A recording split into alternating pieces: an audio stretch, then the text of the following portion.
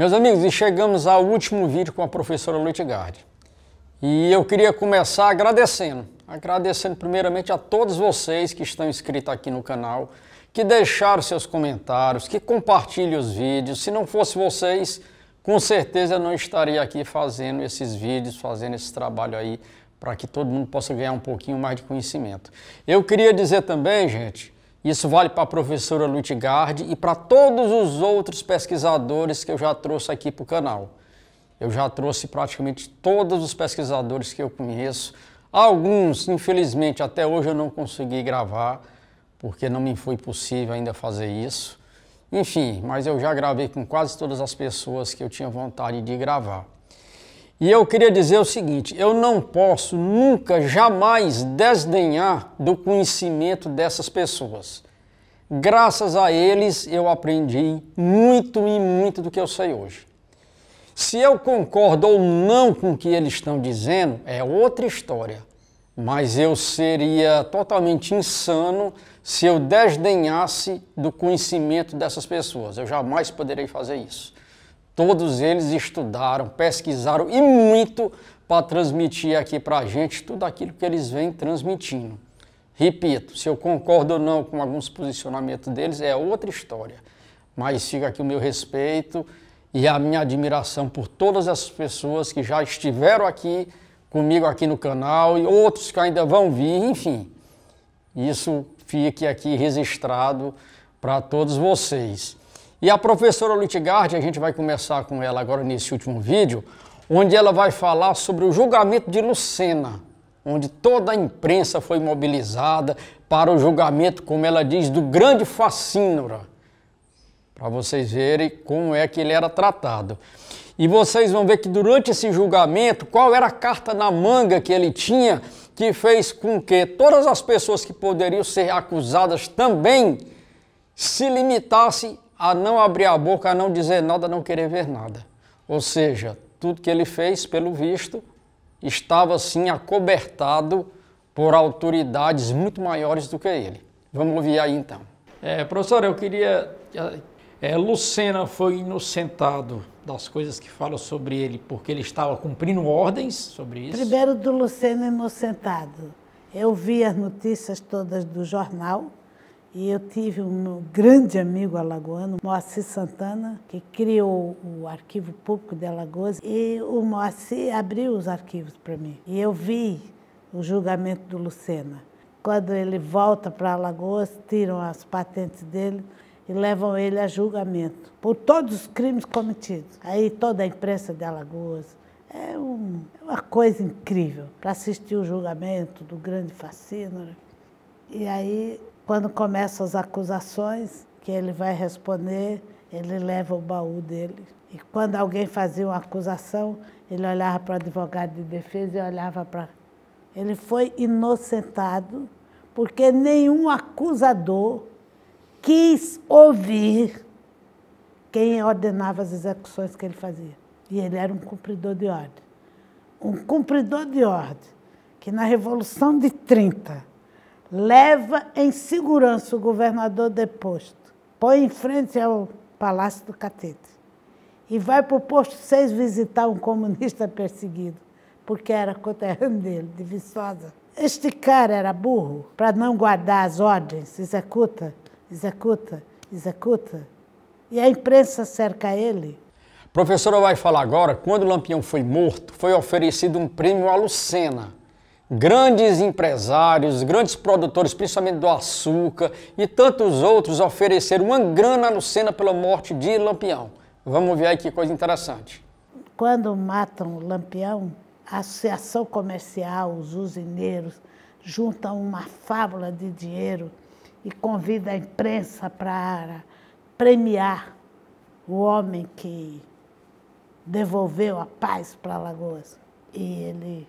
quando entrega um dinheiro fabuloso, ele olha e diz, recuso. Eu vivi cumprindo o meu dever, desde a minha juventude, correndo o sertão, muitas vezes sem comida, falta de armamento. Pedi minha esposa que eu ficava obedecendo ordem, para acabar o banditismo desse Estado a pé. Nem cavalo muitas vezes eu tinha. Tinha de pagar minha farda para permitir que os homens de bem criassem seus filhos longe do banditismo. Cumpri meu dever. Não recebo dinheiro pelo que eu fiz da minha vida. De policial a político. Quem elegeu Lucena? Por que ele foi eleito? O Luitigard vai falar também sobre isso. Quando o presidente da República resolve que toda a capital, o governador não nomeia mais prefeito, ele tinha acabado de ser eleito deputado estadual mais votado de Alagoas. Se candidata, Maceió exige que ele se candidate a prefeito de Maceió. Foi eleito com mais de 75% da votação da capital, enfrentando a UDN do Arnaldo de Melo. No dia que ele se enterrou, no dia que ele morreu de infarto, de tanta raiva na briga com o Arnaldo de Melo, claro que o Arnaldo não ia fazer feriado municipal. O povo fez e carregou o caixão dele pela cidade. A gente tira quem era esta pessoa dos limites. Agora, um outro posicionamento que a professora vai falar sobre Lucena em relação aos presos, em relação aos criminosos, as pessoas que ele trazia ou para a morte, iam ser executados, ou porque iam ser presos. Vamos ver como é que ela fala sobre esse discernimento dele entre as pessoas que ele aprisionava. Eu já falei tantas vezes como o padre se hospedava na minha casa, como todo mundo se hospedava na minha casa. E o Lucena, o coronel Lucena, 46 por aí, chega na nossa casa, chama papai, fala: Júlio, a Secretaria de Segurança, a Secretaria da Justiça naquele tempo, né, mandou eu prender o beato franciscano. Mas, Júlia, eu arranjei um cavalo e trouxe ele preso, que eu tenho que mandar para Maceió. Mas esse homem não tem crime nenhum, Júlia. Como é que eu vou botar ele dentro da cadeia se aqui não tem hotel? Esse homem não tem crime. E eu estou com ele aqui. Aí a minha mãe: bota ele para dormir aqui em casa. Traga ele, coronel, que ele vai ficar aqui. E a gente foi olhar o beato. Ele chegou, o Lucena não carregou ele amarrado, mas se recusou a botá-lo na cadeia. E a gente assistiu o beato franciscano deitado no chão. Se ajoelhou, rezou e deitou no chão puro. Era um chão cimentado. E quando foi de madrugada, a gente combinou para ver quando ele se levantava. Ele estava desfazendo a cama para a mamãe não ficar. Achar que ele tinha dormido na cama. Para a mamãe pensar que ele dormiu na cama. História interessante. Este é o Lucena. Quando chega na década de 50, a UDN fuzilou, mandou matar o beato franciscano, porque ele só votava nos Góes Monteiro. O beato mandava o povo votar no povo do Góes Monteiro. E a UDN matou ele. Durante as minhas pesquisas, eu ouvi, por exemplo, de 25, ele dizer que sabia, tinha notícias que Lampião tinha ido a Aracaju. E eu perguntei à professora Luitigard, da mesma forma que eu perguntei ao professor Frederico e a outras pessoas, a Mauri, enfim, se ela tinha conhecimento de Lampião algum dia ter ido a uma capital, em especial Aracaju. Então vamos ver o que ela diz. Realmente ela fala as coisas com propriedade do que está falando. Lampião ter ido a Aracaju. O irmão do Aeronildes falou que ele assistiu o desfile da Revolução de 30 em Propriá, na casa dos Britos, que eram donos das fábricas de tecido de Sergipe. E me diz que o Lampião se encontrava com o Aeronildes na fazenda do pai do Aeronildes de Carvalho. Eu sei que ele foi a Laranjeiras para questão de vista, atrás do doutor Bragança. Agora, de Aracaju, eu não sei. Não tenho certeza. Não tenho certeza, não. Não localizo alguém me dizendo em Aracaju. Certo. Eu tenho depoimento da filha dele me falando em Propriá, e na fazenda, aí o irmão de Aeronildes falando da fazenda de Antônio Cacheiro, e ele tomando café da manhã. Quando o Aeronildes deu a ele aquela Mauser, que era do Exército, e o Aeronildes era capitão do Exército e médico, e deu de presente a primeira Mauser do Lampião, na fazenda do Antônio Cacheiro. Certo, me diga... Agora, Sergipe, não me lembro esse nome de Aracaju. E quando eu cheguei em Canudos, eu entrevistei um seu Paulo Monteiro, no tempo do Lampião. O Lampião era sócio de um grande senhor da zona de Canudos. O Lampião tem a sociedade de fazenda e tudo. E o seu Paulo Monteiro estava trabalhando nesta fazenda. O Lampião frequentava a fazenda e ele me perguntou: a senhora que é de Alagoas, a senhora conheceu o Coronel Lucena? Eu disse: conheci muito. Me lembro do Coronel Lucena cantando, me lembro da voz dele cantando e dançando lá. O que é que ele cantava? Soltei meu primeiro pombo correio com a carta daquela mulher que me abandonou. E ele cantava isso bem alto. Agora, nessa parte, ela fala sobre Alcino Costa. Quem pesquisa o cangaço sabe quem foi Alcino Costa. Vamos ver o que é que ela diz de Alcino e o que é que Alcino dizia em relação a volantes e cangaceiros. É muito importante isso que ela vai falar.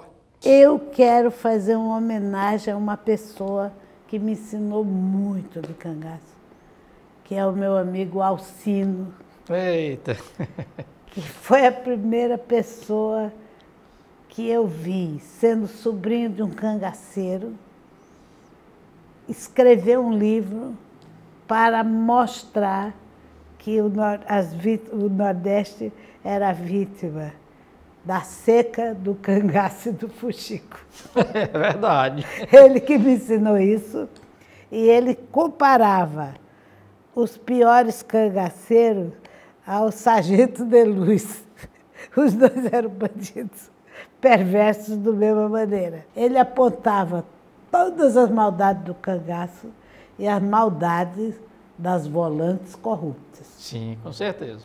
Que ele reconhecia os homens dignos de volante e os homens dignos de cangaço, se era possível sobrar alguém que mata por dinheiro ou mata para roubar, que essa pessoa ainda tenha bom caráter. Mas eu sou do mundo beato e estou puxando a brasa para minha sardinha. Nessa parte, a professora vai falar sobre a morte de Lampião. Como sempre, existe aquelas pessoas totalmente sem noção que criam histórias ficcionais como Lampião em Minas Gerais, uma coisa totalmente absurda, mas, enfim. Eu, nos meus 78 anos de idade, eu ouvi gente que estava no local da morte e ouvi gente que, não estando, sabe mais do que quem estava lá. O que é que eu vou fazer? Cada um escreve segundo ou suas pesquisas ou suas crenças. E o nordestino não pode continuar sendo visto como um ser em metamorfose. Eu, quando era fisioterapeuta, no começo da minha vida, eu atendi um delegado no Rio que tinha sido metralhado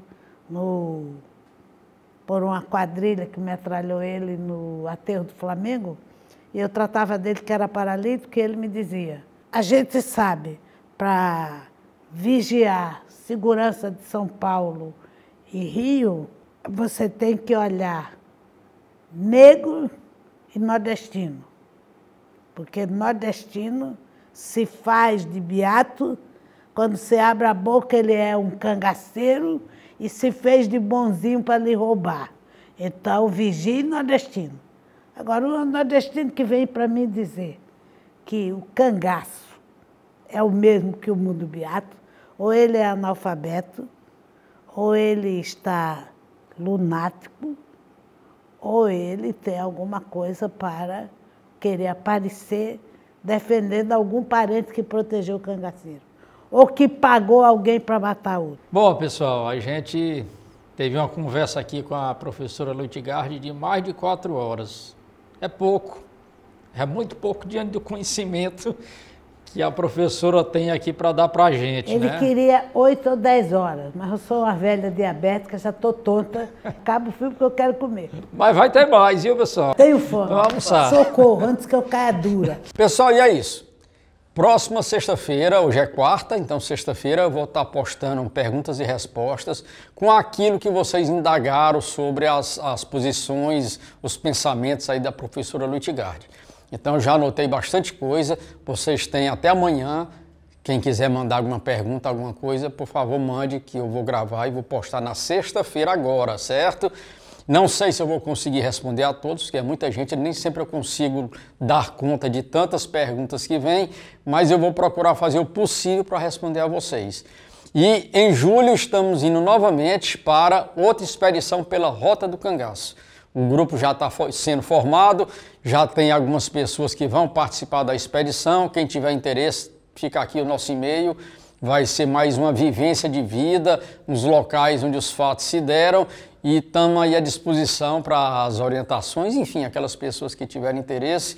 E mais uma vez, repito, não deixe também de conhecer o meu outro canal, que é o Viagem de Boa, um canal de turismo, de aventura, enfim, de muitas emoções, e eu conto com vocês lá também. Se inscrevam, se for possível, divulguem, porque o nosso Brasil é lindo, a nossa América do Sul é maravilhosa e a gente tem que conhecer primeiro a nossa terra, para depois cruzar os mares, cruzar aí fronteiras e conhecer o mundo. Tá bom? Um abração grande e tamo junto.